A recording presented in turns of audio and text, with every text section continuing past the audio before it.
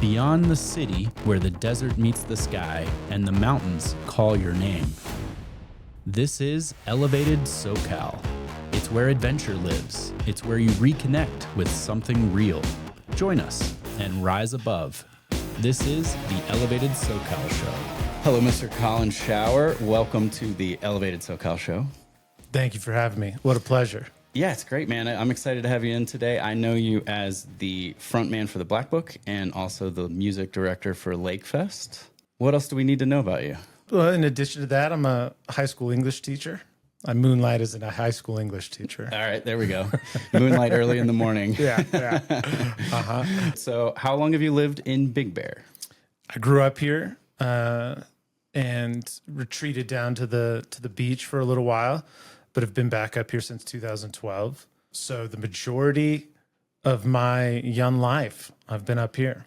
Very cool, man. I have little kids, as do you, and I'm always asking people who grew up here what it was like, because this is, I grew up in the suburbs, very typical, what you'd see in an American sitcom or something, and I love Big Bear and all the things that it offers. Like, what was it like as a kid? For me, it was great. You had a tight-knit crew from kindergarten through high school. And then once we all went off to college, it was always like there was a Big Bear crew floating around somewhere. All these friends that have known each other for so long and in such a small community is a pretty unique thing, I think. It was obviously a lot of the kids feel this need. They want to get out. They want to go see the world and go to malls and stuff. Right. We used to do that. We used to have like road trips from up here, where we'd all pile in my 92 Ford Explorer, and go down to the mall and buy CDs. Yeah. Those were our big trips, go see shows. But I was never restless. I always was running around in the woods, looking for old mines to go haunt. Got into, hiking and biking and that kind of thing. So for me, it was really... felt very small and provincial, but it also felt really close and adventurous growing up here. It's a very small town, and you mentioned like people needing to get out, hit the mall, just go to a big movie theater, things like that. But do you feel like the kids take advantage of the ski slopes and they hit the trails, and is that happening for young people here? A little bit more. Now that the mountain has the good deals for the students, okay, they can get up there for $5 if you're a student in the Big Bear Valley, and they could rent equipment for $5. So that's been good. But I still think we could use more of them taking advantage of what we have to offer up here. Yeah. Which is part of why I'm making a push for more original music up here, is I would like the young people to have a place to demonstrate that and have inspiration for stuff like that. Absolutely. Mm-hmm. Yeah. Instead of just seeing it on TV, it's actually happening down the street. Yeah. Yeah. I get that a lot. So, I mean, you're pretty plugged in then to the next generation here, right? I mean, you see what's happening there in the school and how do you kind of view that influence that you have there? It's a responsibility in a way, right? It surely is a responsibility. I just try to be a good influence in terms of them finding truth, finding some sort of creativity in their life, because I think that's really important, whether that's creativity on the football field or on a stage, and to just be happy. I really want them all to be happy. Yeah. So that's how I view my influence, probably. Yeah. Give them a certain set of skills where they can then go out and be happy, productive people. Right. Well, yeah. So I guess maybe it's more about creating that opportunity, like you were talking about with the music, because you're definitely on the forefront in town, kind of driving original music, arts in general. And I think that's really important, man, because if you don't do it, it kind of doesn't happen, and I applaud you for that. But Thank you. yeah, but I'm curious how you view that too. Like the original music side of things is really interesting, and even at Sum when we had some poets out there, like some young poets, it was like, oh, this is really cool, because without that platform, you could tell they were excited and nervous, and but they got up there and they did their thing. They put it out there for the community that was there, and that's a neat thing, and it takes an English teacher to do that, I think. Yeah. No, you're right. It's about opportunities, and you got to get up and present work to people over and over and over again. And so, like, no stage is too small. You get that practice and you become a little less nervous maybe next time, and a little bit more excited and inspired to create more. And yeah, that's what I want to do for these kids. Awesome, man. Yeah, very cool. I'm sure the parents appreciate it. I'll appreciate it when my kids go through 10 more years of school and, they're See if they sitting kick in your me out by then. All right, let's talk about the Blackbook for a second. How long have you guys been together? How did that get started? Started with me writing some songs, and my sister moved back into town, and I wanted to play with her. So we put a bass guitar over her shoulder. She'd never played, and started working out the songs. And then before you knew it, we wanted a drummer. And so we got Steve Boggio in, who's a longtime local drummer up here. And this was about 3 years ago. And then about 2 years ago, we got Nick Schweitzer on the pedal steel and the organ and the mandolin. So these are all people with jobs and families.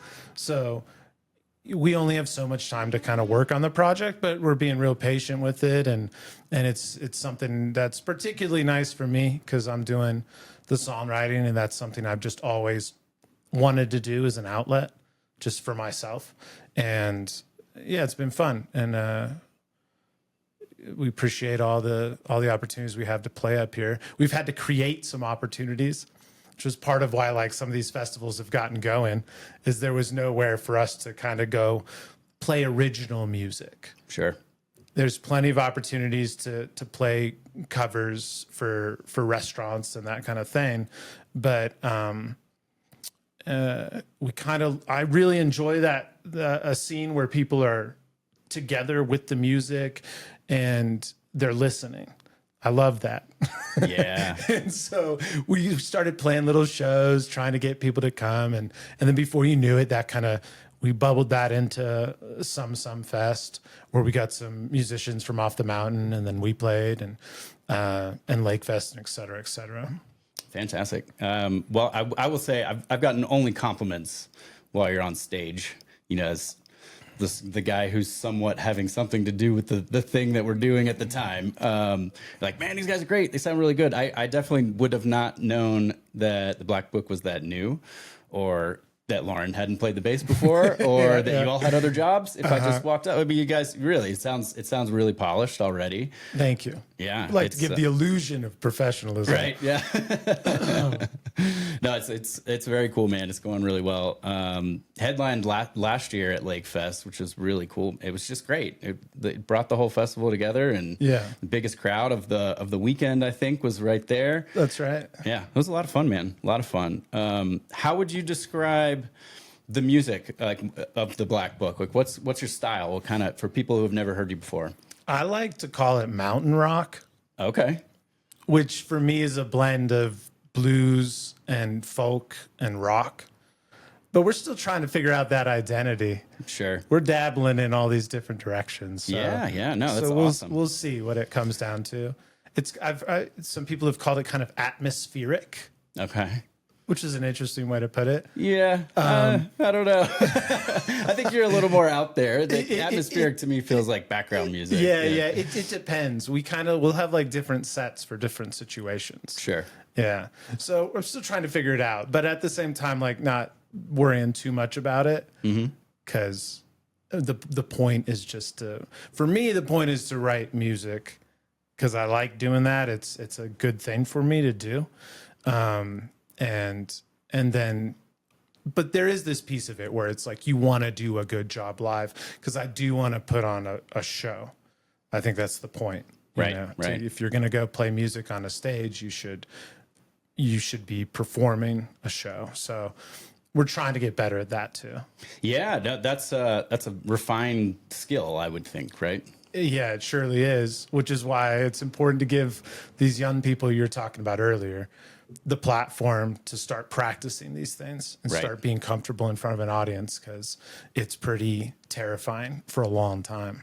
That's a cool way to look at it, though. I mean, you're kind of anchored in the songwriting. You've got a foundation for musicality that's pretty strong, right? And then you can play around with, is it a slide guitar, or is it this, or what kind of vibe do we want to give this track, right? Yeah, it's a lot. It's a lot to think about. It is a lot to think about. I love the slide, though, man. That sound is, you get like that just super bluesy kind of thing going. Like, I could listen to this all night. All right, good. Yeah, shout out Nick Schweitzer on the slide. Yeah, he sounded great. He sounded great at some time. It was really nice. Very cool. So then how did you get involved with Lakefest? I was talking to Matt Smith about wanting to do original music festivals up here. And he's been producing events for a long time and wanted to get something going on the lake where you have athletics and you have racing, because Matt's an elite level athlete. And I think that's kind of how Lakefest was born. Absolutely. Yeah. As a just kind of a celebration of all you have to offer up here, with the mountain, with the recreation, but also with the creativity that the mountain can breed. Yeah, for sure. I'll give you my side of that really quickly. We went and approached the Dooleys about bringing Paddlefest back, and then they said Paddlefest is great, but it's not a business. It's fun. We're like, well, it needs to be something a lot bigger than that. I was like, Matt, we got to do. It needs to be full on festival. But I don't know where the music comes from. And he's like, I got a thing. I got a guy, you know? So yeah, that was kind of what it looked like for me. And then he's like, Colin's got it covered, man. He's plugged in. He's a talented musician already. And I was like, okay, feels like we're in good hands. Yeah, thanks for the trust. Yeah. It's a lot of faith to put into somebody. Option. that always helps. Sometimes you just got to go, right? But Matt trusted you. I trust Matt. And it's clearly was the right move. Lakefest was a huge success last year. We only had just resounding positive feedback, and can't wait for this year for sure. Yeah. So how did you kind of curate the lineup there? Where'd you find these bands? How do you know these guys, or where did all that come from? I've been traveling to the high desert a long time. Started going down there as a rock climber. Still go down there as that, but also as an appreciator of the music scene that's developed there. A lot of LA transplants have moved up to the high desert, and I saw a few bands I really, really liked, and I like to think I have good taste. And so as I was looking around down there, just kind of picking bands that I felt like suited a mood that we have at Lakefest, family friendly, but talented, committed musicians, and with like kind of unique sounds to them. And so it's just slowly traveling down to the desert, seeing bands down there, going to LA. Once you start meeting musicians, you start meeting other musicians, and you start meeting other musicians. It's honestly a surprisingly kind of like close-knit community throughout Southern California. These guys all have played together for decades in some cases, and they know him and he knows them, and they come together to form a group for us. It's actually been pretty organic and fluid. And then, worst comes to worst, you always just DM on Instagram and you can get out to anybody. Nice. Yeah. Which would be the goal, at Lakefest, is to start getting still honoring the local scene that you get from the Inland Empire, from the high desert, from LA, but also getting some bigger acts in. Yeah, for sure. That's an interesting fine line to me of finding that, like, that fit, that's where you're pushing the edge of kind of family friendly, but not, you can't bring in an R-rated show, right, at a Lakefest. That doesn't make sense. But you also don't want it to be a kid's show or lame, and it seems like I would have thought that would be kind of tricky to kind of pick the bands that would fit. I think it worked great. I'm sure it's going to be the same again this year. on that note, like, so who's coming back this year from last year? From last year, the High Desert Slingers, Los Ponchotones are coming back. Love those guys. Yeah, they're so good. They call their music greasy tumbleweed. Okay. They got that blend of like Cajun rhythms and rock, and they're all just high level musicians who play so well together. So we're really excited to have them coming back. They're kind of just been blowing up the desert for the past couple years now. And they're one of those bands you just want more and more people to hear. Right. So they're coming back. We're going to have Tommy Drinkard and the Remedy coming back out of LA area. And they're just like same deal. Great musicians, absolute pros. And they have a real refreshing, fun, kind of pop rocky with some kind of bluegrassy influences in there. And they're coming back and they're just great. We'll be back. The Blackbook will come back. We'll close off on Sunday, and then we have No coming back. No is Luke McMaster. He's a local up here, but he's back and forth between here and LA like a madman, and he's got a studio down there. And so No's coming back with their neo soul sound. Just a nice blend of jazz and rock and some real killers on lead guitar and saxophone. So I think those are the bands that are coming back this year. Very cool. Yeah. So in last year we had 2 days of music. We're doing music Friday night. We're doing Friday night too. So yeah, we have a great reggae band coming up Friday night, Gonda, and Tommy Drinkard's playing Friday night. And we're going to get some sort of local spotlight too on Friday night, which we haven't decided who that is quite yet, but that'll be coming real soon. Very cool. Gonda's great. Gonda's a really tight reggae band that I hope gets people coming out on Friday night because they're fun and they're tight. They're tight reggae band, which is what you want. Yeah, very cool. Yeah, because reggae can get a little sloppy here and there, you know? Sometimes. You're just hanging out, having fun. Yeah, it's one of the things about reggae. It's actually why I didn't like playing it. I used to play it a little bit, but it's too kind of tight and disciplined. It's a funny, like... Really? Yeah, it's funny as a musician. You'd think reggae, all these Rastafarians taking it easy, but I mean, it's got to be very in line.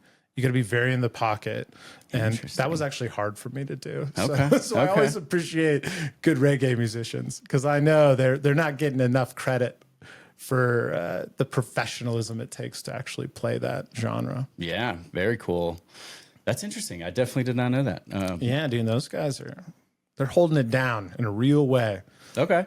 So we got a nice kickoff Friday night. Saturday, the big day. Do we have kind of like themes for the days or not really? Yeah, to some extent. Saturday has kind of a bluesy vibe. Okay. We're starting off with this guy out of Lake Arrowhead, Deacon Dimes, who is playing this Piedmont blues, swampy, muddy.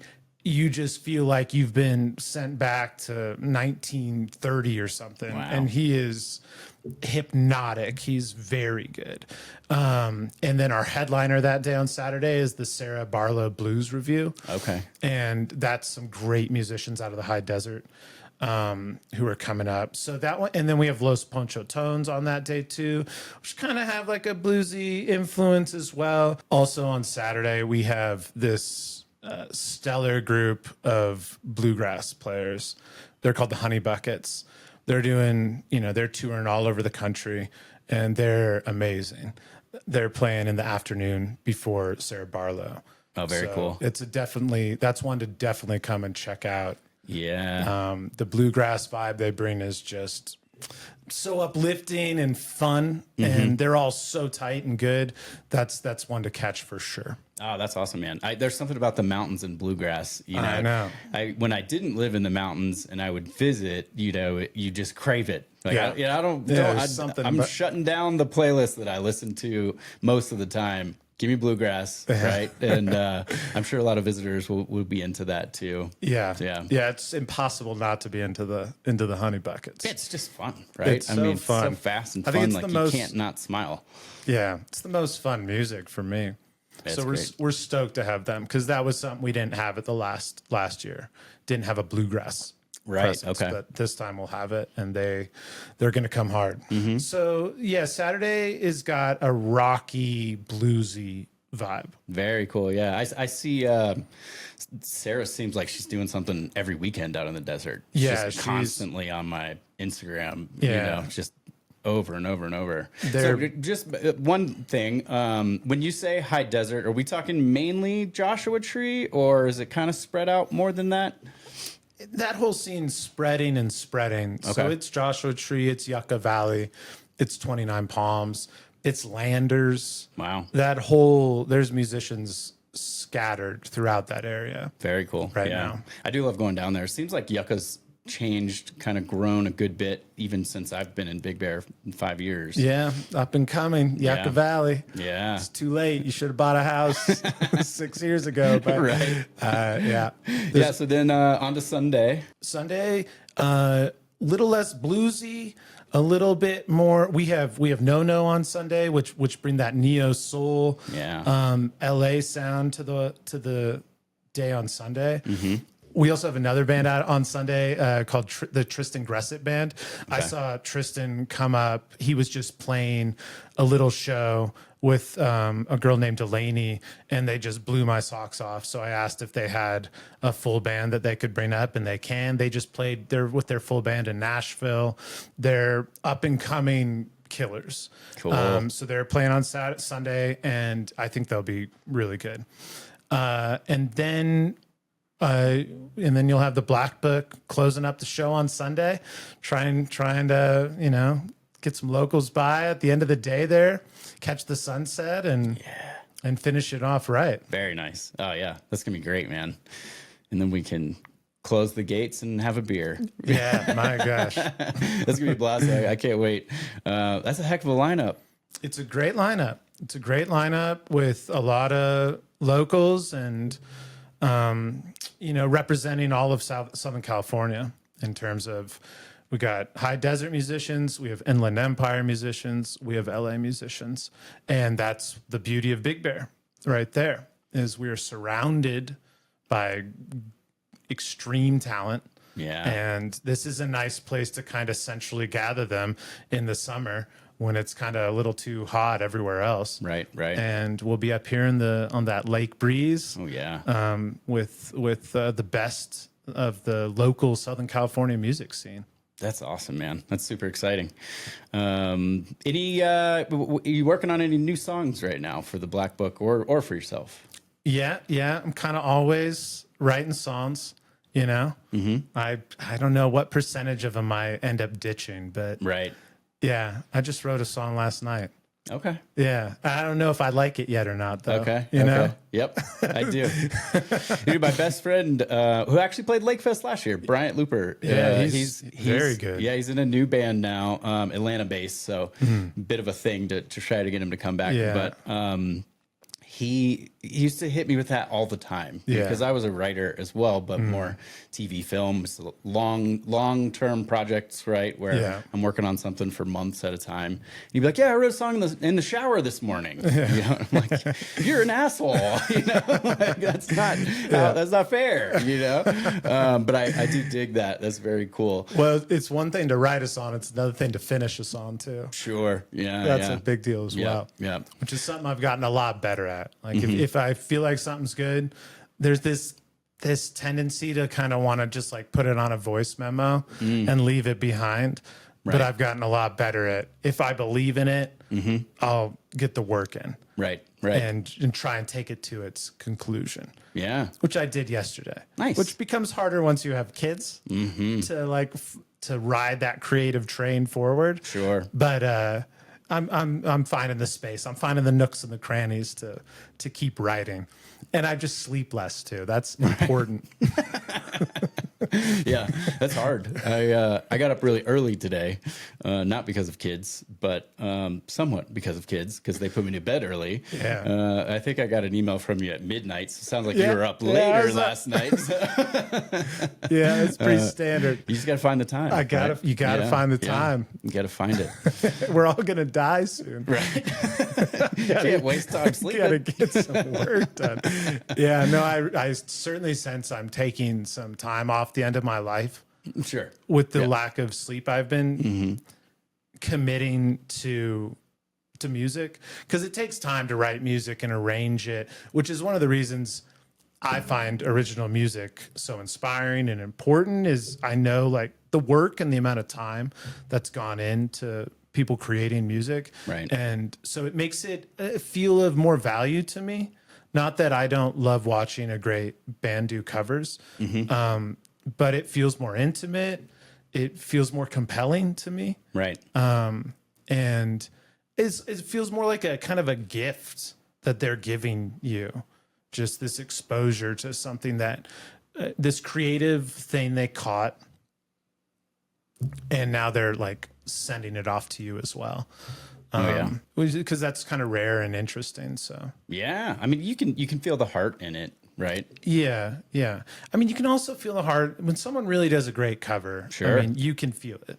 Oh yeah. You know. Yeah, I went to Music in the Mountains a couple weeks ago, and they were amazing. Yeah, there's And they're pros, like the guys that you're talking to and working with and getting to our festivals.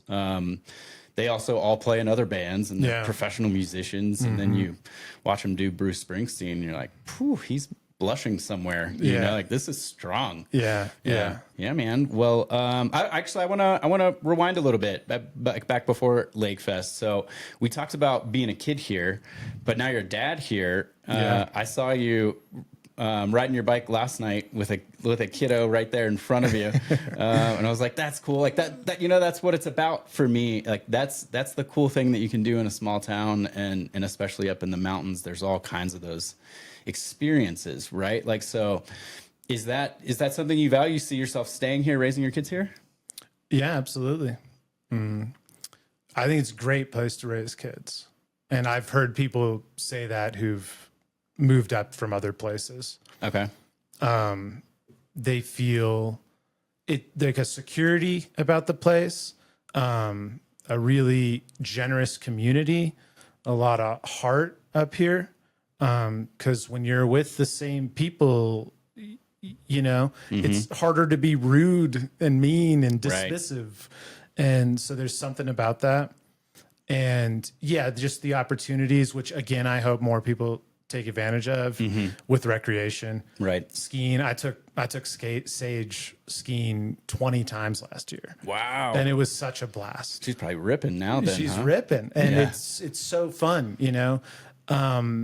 I thought I would hate it taking a toddler skiing, just all the stuff, the carrying, but I kind of love every second of it. That's awesome. It's just fun, just walking up to the mountain with her in those ski boots clunking, it's just adorable. So yeah, and we took Sage out paddleboarding yesterday. She loves doing that. And just how easy the access is to everything is maybe one of the stronger suits about living up here. Right. Is I can get to a bike trail in 2 minutes. I can get to the mountain to ski in 5 minutes. I can get to the lake in 2 minutes. And parking's easy. Yeah. And it allows you to just kind of do so much more of that stuff when you're not spending half the time traveling and parking and sitting in traffic. Yeah. I mean, I've always loved mountain biking, and I did a ton of it even on the East Coast, but that usually meant racking the bike on the car and driving an hour, and then you've got a one loop trail that was built in a park or something, and that's it. But I can ride out of my driveway and be gone all day if I want to on different trails. Like it really is amazing. I don't know. It sounds like you are appreciative of it. It seems like it would be easy, having lived here your whole life, to kind of take it for granted. But I'm excited for the kids, man. It's just cool. Yeah. No, I mean, living other places and traveling around the world is only made me appreciate Big Bear more. Sure. Yeah. Well, I think probably something people that don't live here don't realize is how small of a town it is, right? Because when you come visit, you're usually here with a crowd. You know, it's the winter and everybody's skiing, or it's the weekend and you're all in the village or on the water. But it's very much a small town, right? And the tourism side of it, to me, just makes it a lot more fun, right? I like action. I like things going on and people and being out there. You know, I couldn't move to a mountain town that's just a mountain town in the middle of nowhere. Just wouldn't be enough, you know, especially raise a family. But I think that's a really interesting thing that happens here, because you have this super small town and the people who work here and invest in the community and have families here. And then what is it, like 2 million visitors a year that we get over the course of the calendar year? Like it's an interesting kind of juxtaposition, you know? Yeah, it is. And I see value to the tourist as well in my personal life. I mean, just, you know, we went to Boulder Bay Park to go paddleboard, and there's all these little kids there, and Sage made some friends she'll never see again, but it's a good social experience and seeing different kinds of people than she's used to seeing. And, you know, my experience is generally that the people up here are in a really good mood. Yes. The tourists. Yeah. And you're on vacation, right? Yeah. I love tourists. They're the best mood ever. I mean, yeah, a lot of them are in such a great mood that I don't really, I mean, I understand why some people can get frustrated by it, but it's what keeps this community going. Sure. And again, generally, I've had good experiences with tourists, especially if I start to chat with them a little bit, you know? It's easy to kind of hate as they're like not making a right turn or whatever. Right. They but once you start talking to everybody, they're all good people who are trying to have a good time and are lucky to have this place. And Big Bear's small when those people aren't here, but it's also not too small, you know? Like I still see people every day that live up here that I've never seen before. And I'm still meeting people. And I like that aspect of it too. It's not painfully small. You know, there's like 25,000 people up here. Right. Yeah. So it's enough people to make new acquaintances. Oh yeah, regularly. for sure. Yeah. It's not, you know, it's not a one stoplight town, right? There's things going on all the time. Yeah. The store has been really interesting. I mean, we get visitors international. Yeah. We had a guy walk in yesterday looking for shoes from Austria. And he's like, we didn't know about Big Bear until we had our trip planned already, but we discovered it. They were somewhere in SoCal, right? And then like, oh, that sounds fun. And they came up here and ended up staying for like 4 days, you know? Like, yeah, because you found the little slice of heaven, you know? That's my experience with a lot of those people is like kind of like, they're like, whoa, what is this place in the middle of the mountains in Southern California? They're all just kind of like, amazed, you know, and just they're so like charmed by it, because it is. I mean, it's a super fun thing to just kind of like find.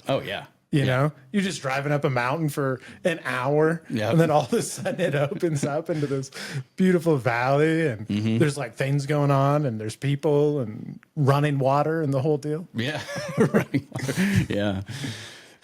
All right. Well, thank you, Mr. Colin Schour. This was a blast. Yeah, it was really nice, and I'm sure we'll have you back. Looking forward to Lakefest, and we'll see you out there. Okay, we'll see you. It's just the beginning of my podcast career, I'm sure. Oh yeah, absolutely. If you ever need a co-host, you know. Okay. Hey, don't say that too loud. I didn't mean that.